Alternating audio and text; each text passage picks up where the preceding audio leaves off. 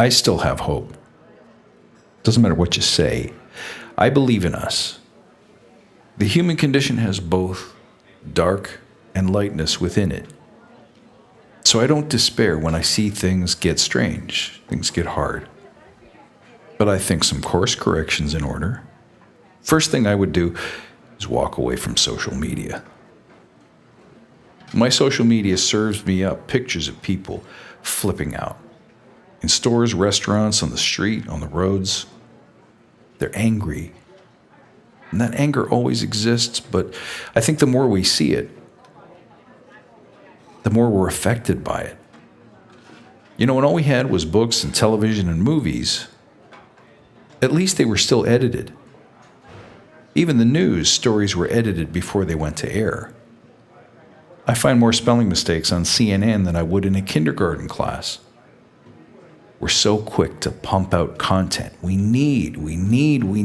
crave, we're addicted to the constant pulse, the energy of new information, and quite frankly, the attraction to the drama. But if you walk away from it, if you shut it off, it doesn't exist. And there we can begin to focus on conversations that honor our differences but celebrate our sameness. I use social media to promote my business. I have to. But I find myself turning to it less and less frequently as a source of entertainment. I don't want to be riveted to that screen. I want to be riveted to great ideas and to great people, great deeds. But nothing that's happening in the world today, at least the way we report it and reflect it, is helping us as we try to find meaning in our daily work. And if we can't find meaning in our daily work, we're not going to apply our best energies to it.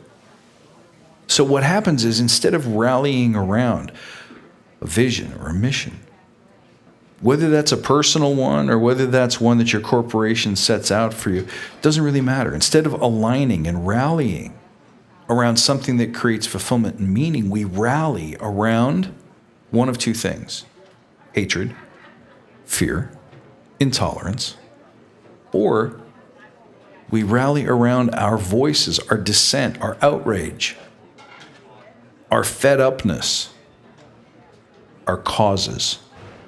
But we do it in a way that separates us from everybody else. It's not a declaration, it's a declaration of war.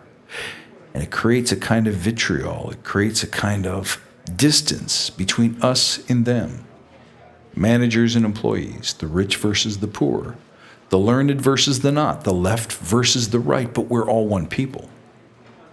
We're not supposed to not have differences, but we're not supposed to create radical lines that you can't cross, that separate us.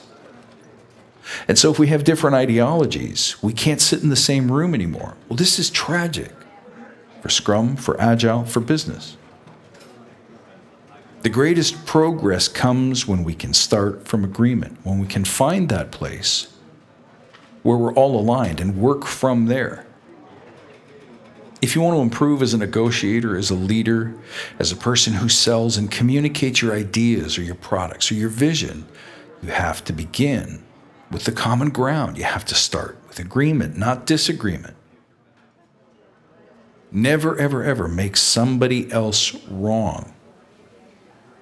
Never make people wrong because of their background, because of their color, because of their gender, because of their preferences, because of their identity. Never make people wrong because of their ideas.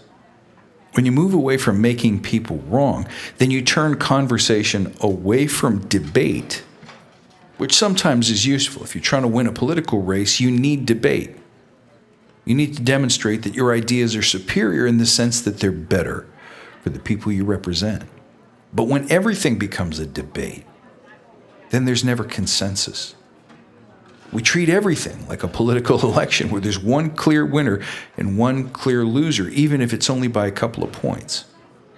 And that's a mistake, because it becomes impossible to work together. So, what if we started with agreement? What if we started by never making other people wrong, and instead figuring out how to sacrifice together, how to compromise together, how to win together? Because even if we start from a place of agreement and never make another person wrong, that doesn't mean that everyone always gets what they want. And that's another thing that maybe we need to revisit. Culturally, have we taught our kids and our culture that unless you get exactly what you want, it's a loss? There's a question. Because there will always be sacrifices and compromises. But it's better to sacrifice or compromise on one of your wants or one of your ideas than it is to sacrifice or compromise on your ideals or your soul. These are the challenges that you face in the team room, my friends. These are the challenges that you face now when you walk down the street. Safety is not guaranteed. Rather, it's claimed. And it's exclaimed. We can do better. We must do better. But just because we're in a low state doesn't mean that we give up hope. Begin with agreement, the common vision. What do we all want? What do we all need? What do we all fear? We faced times like this before. There's been war, there's been division, there's been the threat of destruction, of extinction before. And yet we carry on.